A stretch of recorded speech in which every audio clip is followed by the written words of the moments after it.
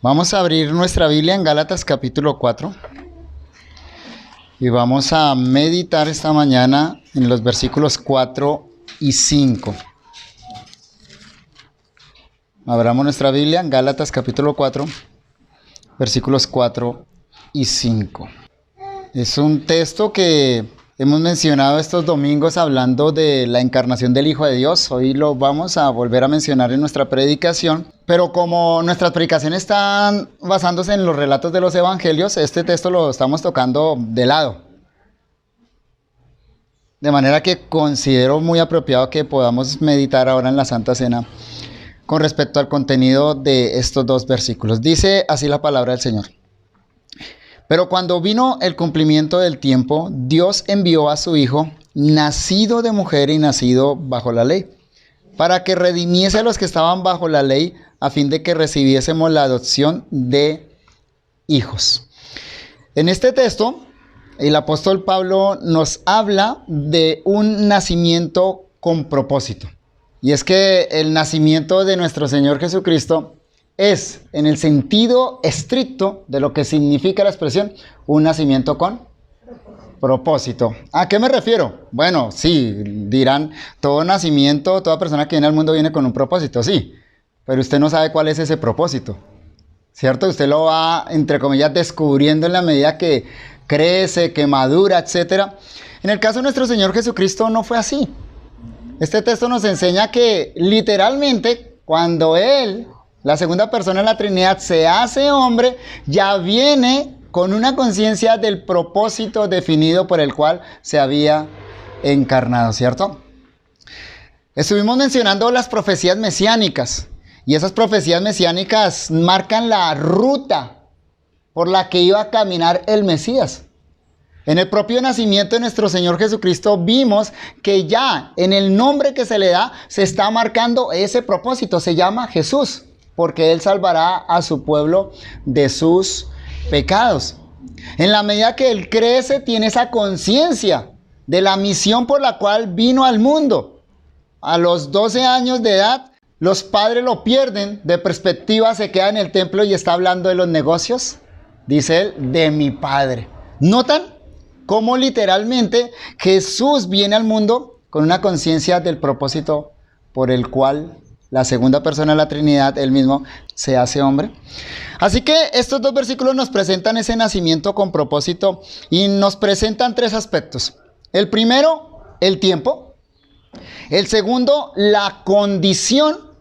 Y tercero, el propósito. Así que brevemente consideremos estos tres aspectos. Primero, Gálatas 4, 4 al 5 nos enseña el tiempo de ese nacimiento con propósito. Comienza diciendo el apóstol Pablo, pero cuando vino el cumplimiento del tiempo, Dios envió a su Hijo, nacido de mujer y nacido bajo la ley. Es claro lo que el apóstol Pablo dice ahí en la primera parte del versículo. Cuando vino el cumplimiento de su tiempo. ¿Qué hace Dios cuando viene el cumplimiento del tiempo? Envía a su Hijo. Ya estuvimos considerando el título hijo, ¿no? El título hijo significa que Él no comienza a existir cuando nace en Belén, sino que es el Hijo que Dios nos da, el Hijo que Dios nos regala a los seres humanos para nuestra redención.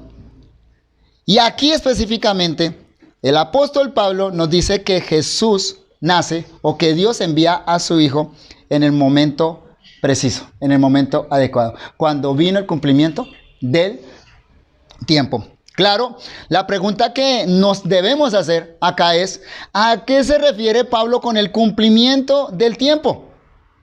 ¿A qué se refiere con eso? Y simplemente debemos decir que se refiere al momento que Dios había determinado para enviar a su Hijo. Claro, históricamente significa que Jesús nace cuando las condiciones se habían dado. Y ha habido estudios que han hecho los historiadores y que han hecho los comentaristas bíblicos para mostrar que Jesús nació en un momento muy adecuado, en el momento preciso de la historia humana, por muchos factores lingüísticos, factores geográficos, factores políticos, etc. Pero el punto simple y sencillo del apóstol Pablo es que Dios había determinado un tiempo específico para que su Hijo viniera a la tierra. Era el momento preciso, era el mejor momento de la historia, el momento en el que se necesitaba. y en ese momento entonces Dios envía a su Hijo acá a la tierra. Note los versículos 1 al 3, ahí mismo en Gálatas capítulo 4 dan algo de la indicación desde una perspectiva teológica de qué quiere decir eso el cumplimiento de los tiempos. Dice versículo 1, pero también digo, entre tanto que el heredero es niño, en nada difiere el esclavo, aunque es señor de todo, sino que está bajo tutores y curadores hasta el tiempo señalado por el Padre. Así también nosotros, dice Pablo, cuando éramos niños estábamos en esclavitud bajo los rudimentos del mundo. Y versículo 4 comienza diciendo, pero cuando vino el cumplimiento del tiempo. Está señalando una condición que ahorita vamos a pasar a considerarla, una condición en la cual nosotros, dice Pablo, como judío, pero también todos los seres humanos, nos encontramos en esclavitud. Nos encontrábamos en una condición de pecado. Nos encontrábamos en condenación. Digámoslo de esta manera. Era el momento más oscuro de la historia de la humanidad. Cuando se necesitaba que brillara la luz salvífica de Dios. Como dice el profeta, que naciera el sol de justicia. Así que el nacimiento de Jesús, notan ustedes, es un nacimiento claramente predispuesto por Dios. Es decir, destinado por Dios. Ese Hijo de Dios vino en el momento en que Dios había determinado. No existe la casualidad, por supuesto, pero esto significa que Jesús vino para cumplir un propósito. Y nace en el momento preciso en el que el Padre había determinado. Pero en segundo lugar, el texto también nos muestra la condición en la que nace. El versículo 4 dice... Pero cuando vino el cumplimiento del tiempo, Dios envió a su Hijo, nacido de mujer y nacido bajo la ley. ¿Notan la condición en la que nace? No estoy utilizando la palabra condición ahí en el sentido de una condicional, ¿no? De sí esto, tal otra cosa, sino la situación en la que nace. ¿Cuál es la situación particular en la que nace el Salvador? Dice acá, nacido de mujer y nacido bajo la ley. Eso señala dos factores fundamentales por los cuales el Hijo de Dios se hizo hombre. Primero, nacido de mujer. Y hablamos de eso, hemos hablado de eso en estos domingos de diciembre, ¿no? Nacido de mujer quiere decir que es un hombre, es un ser humano como usted y como yo. Es decir, él tenía que nacer como ser humano. Estuvimos hablando hace 8 días de la concepción milagrosa, ¿recuerdan? Cómo ese Hijo de Dios nace como un ser humano, igual que usted y yo. Tenía que estar unido a nosotros como raza. ¿Por qué razón? Bueno, porque los seres humanos estamos en una condición de pecado. Porque los seres humanos estamos separados total y absolutamente de Dios. Porque somos la descendencia de Adán. Somos los hijos de Adán, pero de un Adán que se rebeló contra Dios. Así que los seres humanos necesitamos salvación. No son los ángeles, ¿recuerdan? No es cualquier otra criatura del universo. No son los animales de la tierra. ¿Cuál es la criatura que necesita salvación de su pecado? Es el hombre. Porque el hombre fue creado a imagen y semejanza de Dios, pero el hombre se rebeló contra ese Dios. Génesis capítulo 3 nos narra esa página oscura de la historia de la humanidad. Cuando el hombre decide tomar su propia decisión en contra de la voluntad de Dios y por lo tanto ingresa al pecado, ingresa al juicio, ingresa a la condenación. Y entonces el Salvador tiene que nacer de mujer. El Salvador tiene que ser un hombre para poder salvarnos a nosotros. Pero notan también lo que Pablo dice acá. Dice nacido de mujer y nacido bajo la ley. No solo señala Pablo que es hombre, que tenía que ser hombre como usted y como yo, ser humano, sino que nació bajo la ley. Y eso tiene que ver con lo que el apóstol explicó en los versículos que leímos antes, pero también desde el capítulo 3 de Gálatas, que no vamos a leerlo en este momento, por supuesto. Pero el punto del apóstol Pablo es esta. La ley es la norma absoluta de Dios para los seres humanos. Es la demanda de vida que Dios ha impuesto sobre todo ser humano. Acéptelo usted o no lo acepte. Sea consciente de eso o no. Usted está bajo la ley del Dios que creó el universo, que lo creó a usted. Dios tiene una ley perfecta. ¿Y sabe qué demanda Dios de cada ser humano? demanda obediencia absoluta de esa ley. Y usted pregunta, ¿cuál ley? Bueno, los 10 mandamientos. Simple y sencillamente los 10 mandamientos, esos que están allá recopilados en Éxodo capítulo 20, en Deuteronomio capítulo 5. Dios demanda, repito, de cada uno de nosotros que cumplamos todos sus mandamientos todos los días de nuestra vida. Todos. ¿Y sabe qué pasa cuando nosotros desobedecemos un solo mandamiento?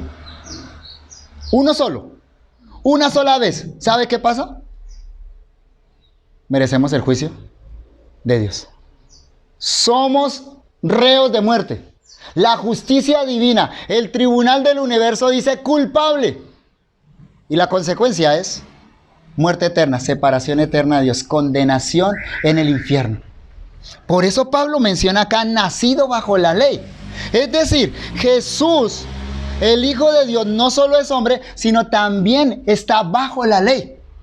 Él también tiene que cumplir la ley de Dios, como cualquier otro ser humano. Como usted y como yo, él estaba bajo la obligación de cumplir esa ley. Pero ¿sabe qué es lo maravilloso? Que donde usted y yo fracasamos continuamente, constantemente, donde Adán fracasó, Jesús triunfó. Jesús venció. Él tenía que nacer bajo la ley.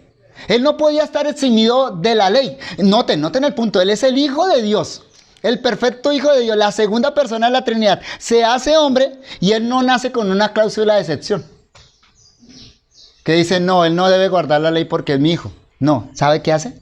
Se somete a la ley del Dios del universo, a la ley que él mismo creó, porque él es Dios. Se somete a esa ley, se somete a esos mandamientos.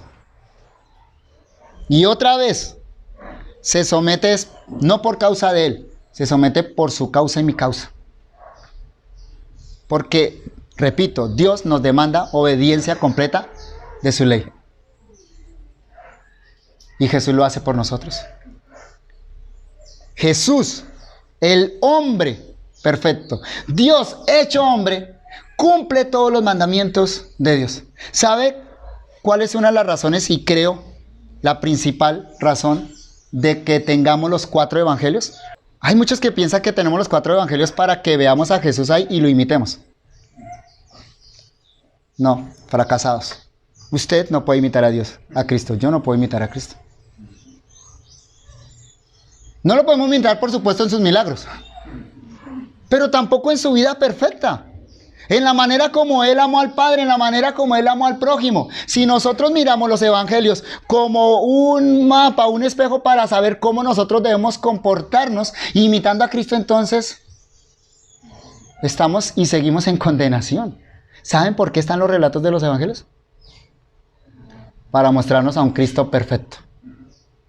Para mostrarnos a un Cristo que guardó cada uno de los mandamientos todos los días de su vida. Para mostrarnos a un Cristo que amó a Dios sobre todas las cosas. Y que amó al prójimo como a sí mismo. Para mostrarnos a un Cristo que le dijo al Padre, Padre, no se haga mi voluntad, sino la tuya. Para mostrarnos a un Cristo que dijo, yo no vine a hacer mi voluntad, he descendido para hacer la voluntad del Padre. Para mostrarnos a un Cristo que fue totalmente misericordioso con su prójimo, que sanó enfermos, que cubrió necesidades, que cuidó de los seres humanos. ¿Notan para qué tenemos los relatos de los evangelios? Cuando usted lea los relatos de los evangelios, no los lea para decir yo tengo que ser como Cristo. No puede ser usted como Cristo. Léalos para ver allá al único hombre que cumplió perfectamente la ley. Y entonces los evangelios van a cobrar sentido para usted. Porque si usted los mira para imitar a Cristo, usted va a estar cada vez más desesperado, cada vez más frustrado. Pero si usted los lee los evangelios para encontrar a un Cristo que vivió perfectamente la ley para nosotros, en nuestro lugar, a nuestro favor, entonces usted va a tener esperanza y decir, yo soy un pecador, pero Cristo cumplió la ley por mí. ¿Nota lo que Pablo está diciendo acá en Gálatas? Él nació de mujer y nació bajo la ley. Y escuche la explicación del versículo 5. Y aquí entonces llegamos a nuestro tercer y último punto. Mire para qué. ¿Para qué Cristo nació de mujer y nació bajo la ley? Dice, para que redimiese a los que estaban bajo la ley, a fin de que recibiésemos la adopción de hijos. ¿Leyó bien? ¿Nota el propósito de Cristo? El propósito de que Cristo naciera de mujer y naciera bajo la ley no es para que lo imitemos. Él es el Mesías. Él es el Hijo perfecto de Dios. El propósito es este, es para que redimiese. O sea, para que librara, para que rescatara, para que salvara a los que estaban bajo la ley. Usted y yo. Usted y yo, que estamos bajo la ley de Dios y que hemos fracasado paso a paso en cumplir esa ley. ¿Usted ha amado a Dios con todo su corazón? ¿Todos los días de su vida? ¿En cada momento? ¿Usted ha amado al prójimo como a usted mismo? ¿En cada situación, en cada momento? Por supuesto que no. Ninguno de nosotros puede hacer eso. Así que estar bajo la ley es estar bajo la maldición de Dios. No es bueno, ¿lo nota? Estar bajo la ley es estar bajo el juicio de Dios porque no hemos cumplido esa ley. Esa es la mala noticia. Pero ¿cuál es la buena noticia? Que nos da el versículo, ¿lo nota? ¿Para qué Dios envió a su Hijo en el cumplimiento del tiempo? ¿Para qué el Hijo de Dios nació de mujer y nació bajo la ley? ¿Para qué? Para que redimiese a los que estaban bajo la ley. Para que nos rescatara de ese fracaso.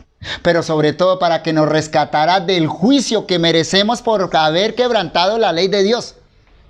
Y no es un juicio temporal, es un juicio eterno. Ya que quebrantamos la ley del Dios eterno, ya que ofendimos al Dios que es el legislador del universo, entonces lo que merecemos por haber quebrantado la ley es condenación eterna, eternamente separados de Dios, en tormento eterno. Eso es lo que merecemos cada uno de nosotros porque estamos bajo la ley. Pero la buena noticia, otra vez, insisto en esto, la buena noticia es que Cristo se hizo hombre para redimirnos. Para redimir a los que estaban bajo la ley. Hay esperanza. En medio de nuestro fracaso, de nuestra incapacidad por cumplir la ley de Dios, hay esperanza, y esa esperanza está únicamente ¿en quién? En el Hijo de Dios, en Jesucristo.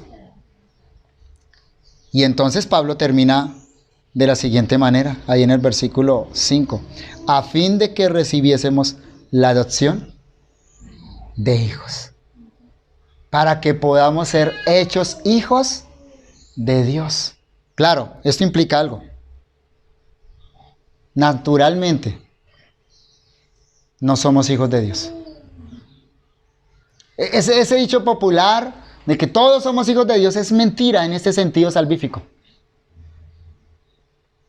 No nacemos siendo hijos de Dios, nacemos siendo enemigos de Dios.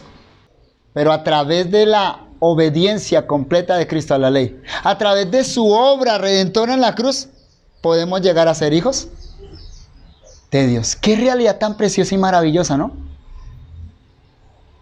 Dice el apóstol Juan que a los que creen en su nombre les dio potestad de ser hechos hijos de Dios. El que cree que Jesús es el Hijo de Dios, que vino a rescatarnos de la condenación de la ley, entonces lo que Dios le promete y cumple es que lo hace su Hijo. Y queridos hermanos, esa es la realidad que nosotros venimos a celebrar en la Santa Cena, ¿o no? Esa es la maravilla de la Santa Cena que nos recuerda cada domingo, nos recuerda nuestro fracaso, nuestra incapacidad. Pero sobre todas las cosas nos presenta a nuestro Señor Jesucristo. Y hoy recordemos entonces con esta cena que hubo un nacimiento con propósito en la tierra. Hubo un nacimiento. Y tal vez usted hoy, incluso hoy, no sepa cuál es su propósito en la vida. ¿Sabe? No es importante. En este momento. Sí es importante que lo busque, pero en este momento no es importante. No es importante que usted sepa que tiene una vida con propósito. ¿Cuál es el propósito de su vida? Usted solo tiene que saber algo. Hubo un nacimiento con propósito en esta tierra. Y es el del Hijo de Dios. Y esa vida, esa muerte en la cruz, nos da propósito. Nos hace hijos de Dios.